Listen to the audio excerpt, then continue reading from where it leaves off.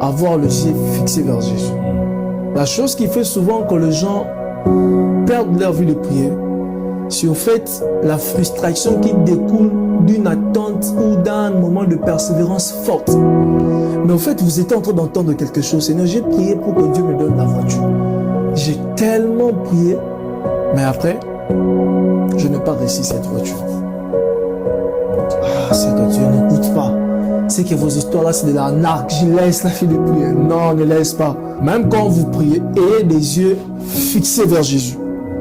Qu'est-ce que ça veut dire avoir les yeux fixés vers Jésus? Mettre toute sa confiance, non pas à la chose qu'on veut recevoir de Jésus, mais mettre toute sa confiance vers la personne auprès de qui nous voulons recevoir cette chose. Je m'explique. Si vous me demandez la tablette et que vous mettez plus votre force sur la tablette que vous allez recevoir, parce qu'en fait, vous aurez la tablette si vous arrivez à me convaincre.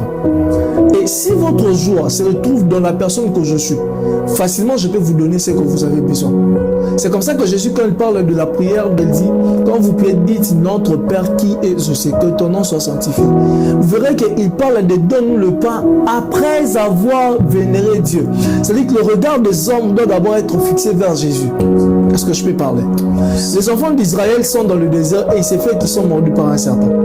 Jésus dit quoi? Qu'on fasse un serpent dehors, qu'on les place là.